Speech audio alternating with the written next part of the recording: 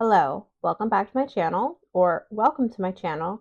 My name's Megzy, and today I'm going to be doing the Get to Know My Taste tag. I saw this going around, and I thought it would be a pretty good intro to my channel.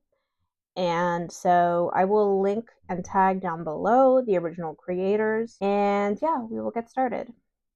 The first question is, how do you rate books? Give a quick rundown of how you do your star ratings. So I do use the star rating system, and I rate from, the 5-star system. A 5-star book are books that I loved, books that will stay with me, that I was blown away by, whether it was the writing, the plot, the characters, the timing, suspension, whatever. I would say that these books absorbed me so much that they have left a mark on my soul, to be quite dramatic. I don't often rate books 5 stars, but when I do, they have to be really, really good, and they have to have spoken to me on some level. 4-star books are books that are good, books that I genuinely enjoyed, I would recommend for whatever reason to anyone, and maybe only like 1 or 2 minor things I have critique of or would have done differently. A 3-star book is mid. It's mediocre. It's average. I will probably be more harsh in my critique if it was highly rated, if it was critically acclaimed. The New York Times best books of the 21st century. I have read books off that list that were mediocre, and like I said, I will be more harsh. They're not bad, but they're not good. 2-star books are bad. They are just maybe there was 1 or 2 things that kept me reading, but probably as I was reading it, at some point I was like, I just want this to be over. And then a 1-star books also leave a mark on my soul, but not in a good way. They probably have made me really angry that they were even published, or angry that for whatever reason with the content. And I don't often, or disgusted, or ugh. So 1-star books, I don't give 1-star ratings a lot because I will probably not finish those. I will probably make a video about my least favorite books of all time that stuck with me because they were so terrible. But yeah, 1-star books are not common. That is my star system rating. I feel like I mainly give 3 and 4 stars. The next question is, how do you approach reviewing books? What's your review style? Analytical, emotional, casual, or structured? I would say I do try to plan out when I am doing reviews how I want to structure the review. So I will give a brief plot summary that I'll partially write out, and then I will get into the themes and then my reactions, what I personally thought and how I felt reading it. I sometimes partially write out what I'm going to say, and sometimes I just kind of say it off the top of my head. So can be anything, all of the above. What is the book that made you a reader? Question number 3. Whether it was your first favorite or the one that got you hooked, what started it all? I mentioned this in my booktube newbie tag, but the Black Stallion series, when I was about like 8-9 years old, I would say 8 years old, I had a horse phase like a lot of young girls, and I think that really got me into reading, just reading horse books in general. Misty of Chincoteague is another one. I also really liked the Dear America series. I'm dating myself. This one was a child of the 90s. And then when I got older too, Girls of Many Lands series. I always liked reading about other cultures and other places in the world, and also historical fiction. So I think that kind of influenced my taste. I still kind of have a little bit of that taste. But those are the books I found like the most foundational to my reading and what really made me a reader. Do you have a genre niche? Are there certain genres you gravitate toward, or do you read widely across genres? Oh, I definitely gravitate towards literary fiction. I think I always have. Once I stopped reading YA, which was probably when I was teenage, like 16, 17, and got into reading like adult contemporary. I do primarily read and review literary fiction. That's just me. And I guess some of that kind of overlaps with historical fiction sometimes, as well as speculative fiction, fiction that it incorporates maybe elements of fantasy or horror or maybe a little bit of sci-fi, but it's still primarily within the realm of literary fiction, if that makes sense. I'm just not really into genre fiction. It's not my cup of tea. Like I said, I'm okay if those elements are incorporated in a story, but it's just generally not what I read. And then I also do like nonfiction, whether it is like history or a theory, or it's a collection of creative nonfiction like personal essays or a memoir. I do occasionally review those.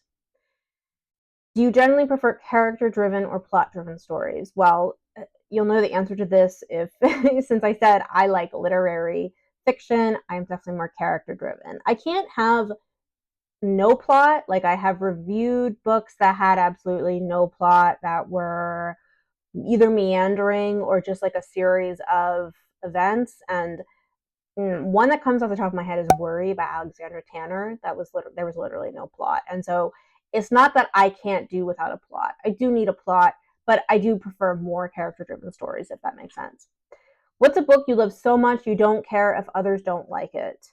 I've discussed this before, but probably Blonde by Joyce Carol Oates. I know why people don't like it. They think it's too vulgar and crass and offensive to Marilyn Monroe, and it is a whopping like 730 pages. But I love that book. I found that so influential to me, like not just as a reader, but also as a writer. So yeah, I don't really care. I know why people don't like it, but it's fine. Question 7. What's a book you love so much you don't care that if someone doesn't like it, you know your reading tastes don't align? I think this is a trick question because there are people, like talking to friends who are readers, and also watching other creators who may like certain authors or books, and we pretty much align on a lot, but then they will love a book that I disliked, or vice versa. So, I don't think it's even a matter of taste, because I think sometimes the way you react to a book has a lot to do with your own personal lived experience, and also even just your mood when you read it. Um, like, there are a lot of creators I follow and I get a lot of um, reading suggestions from them, but a lot of them I think like Otessa Moshfegh, and I read one Otessa Moshfegh book and I just did not gel with it at all. But like, I still think that those creators have a lot of value, because overall I trust their taste. So yeah, I just don't think that this. I think everyone takes different things with them, like your own lived experience, and also where you are at that moment of time when you read a book. I think that really affects the answer to this question. What's in your trash pocket? What books, tropes, or themes that you know are bad, but you love them anyway? I would say the mad woman trope. If I reading books about women that are at the margins of society or on the verge of going slightly mad or maybe a little bit off center, I do feel like that is a lot of the books I gravitate towards. I do tend to always look for like female protagonists, strong female characters. That's a lot of what I read. I read a lot of women authors generally. So I do feel like the sort of mad woman trope is something I do read a bit. I think that's a little different from the sad girl novel. They can be, I think sad girl can fall under the mad woman trope, but it's more flat, and there's certain characteristics of that specific trope that it's more exclusionary, I think, than the mad woman trope. So yeah, sorry, I like reading about women going off the deep end. Question number 9. Do you have any deal breakers in books? Something that, if present, immediately turns you off from a book? I would say excessive violence or gore for the sake of shock value. I think that's why I have never really enjoyed reading Bret Easton Ellis, because it felt like it was trying to be too edgy and too shocking, and it just seemed excessive to the point of just trying to trigger you, I think.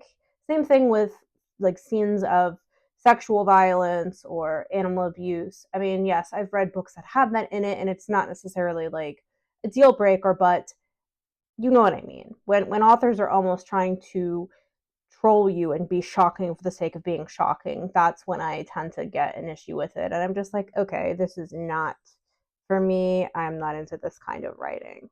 That is a deal breaker.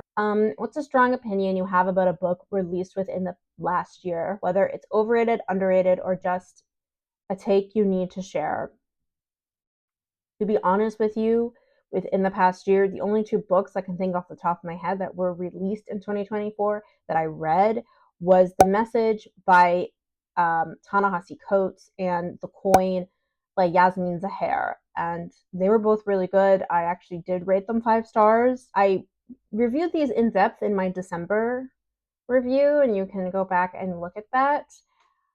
I think that's really important to read these books now because of Palestine and Palestine being in the news.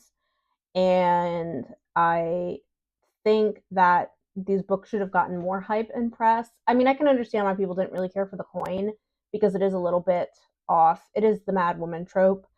But The Message by Ta-Nehisi Coates is it really gets to the heart, I think, of what is going on over there in a way that is not framed in Western media, and he analyzes history and rather philosophical questions in a way that is really accessible to people, and it's just a different narrative, it's a different message than what we are told. And the book generated controversy when it came out. There was a reviewer that, I forget what show it was like ABC or something, that was very antagonistic towards Coates.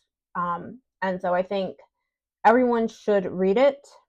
There's other essays in the book too that are also really good, but I think it's more pertinent now than ever to our current, not just Palestine, but in general, just like our current political situation. What do you look for in writing? What makes a book stand out to you? Is it a prose style, themes, voice, structure, or something else? I would say all of the above, honestly. More prose style, and also I like themes and voice. But sometimes I just like stuff that just feels fresh and new, and maybe it articulates something to me in a novel that I have felt, but I have never experienced before reading or even had articulated to me personally. Something that like I maybe have thought, but I never even bothered to write down myself. So I think that something that is new and fresh and doesn't feel like it's been published before, doesn't feel like it. I mean, I know that's kind of funny because I'm talking about like the mad woman trope and how I like to read that, but I think there's ways to transcend tropes. You can have tropes, but your writing has to offer something a little bit different and unique, whether it is the themes or the voice. How do you decide what to read next? Do you plan ahead, mood read, or follow external factors? I feel like lately what I follow is you see this? Do you see this little creature? This is what happens when you have a dog. They're never satisfied. I don't know if I think I kind of maybe get into things that I like ideas or themes or whatever that I really care about, and then I want to read about it. I'll go through like phases, but honestly, lately it has been booktube, and it has been watching people review books, and then I will get ideas from those people and just add it to my TBR, and then I try to find it, whether it is in the public library system or mainly I've been trying to just go to the library because buying books is expensive. So yes, it's mainly booktube, and it's mainly on whatever sounds interesting to me and adding it to my TBR list. Where do you get inspiration for booktube content? What sparks your video ideas? Create other creators, trends, personal reading experiences. Definitely other booktubers and standard booktube tags. I have a couple ideas floating around that I would like to get to, and often just by looking at my own collection, I sometimes can just come to ideas of books or videos I want to talk about based on a common theme of books I own. If you can make one book go viral right now, what would it be? I feel like I need to. Oh God, let me look at my Goodreads. We're gonna pull it up, and we're gonna see what books I rated highly in 2024. So the books I rated highly in 2024, some of these I don't know if I'd even give them a 5-star review because I've sat with them and I'm like, I really like these, but like, would I go out and buy these? Probably not. So I've talked about The Coin and the Message, which I do think should get hype. A Person of Interest by Susan Choi. This came out in 2008, and I actually really enjoyed this, and it was so well written. I never even like have heard anyone on BookTube mention Susan Choi. I think she was more popular in the literary world in the 2000s, and I don't know if she's gotten as much mainstream press now, so that might be why. But I highly recommend her work, and I would say that book was really good. In 2025, a book I really liked, I think should get press, is Things to Do When You're Goth in the Country by Shavisa Woods. Definitely should read this. I enjoy this collection of short stories so much. And Minor Detail by Adania Shibli. I will review this in my next March wrap up, but this book should go viral. It is, I feel like it very emotionally, it touched me deeply. It was upsetting and beautiful and so eloquently done. It deals with a lot of very disturbing subject matter, but you should read it. I would make that go viral. I'd make a lot of books go viral. Maybe it has already gone viral. I don't know. And the last question is, what are some booktubers with reading tastes similar to yours? I would say A Sunny Book Nook, Brandy Reads Books, Kieran Reader, Chanel Chapters, Katarina Ream. I would say these are like the top booktubers I watch that I get a lot of my reading suggestions from. But yeah, I definitely recommend those. So I will tag down below the original creators. The channel names are My Name is Marianas and Thoughts on Tomes. They created the original tags, and I would say you should definitely check them out. And I also thank them for creating this video because I really enjoyed doing this kind of video. So yeah, hopefully you have a little bit of a better idea about what this channel is about if you are interested and you have not been here before. And yeah, I hope you have a good day, and I'll see you in the next one. Bye bye.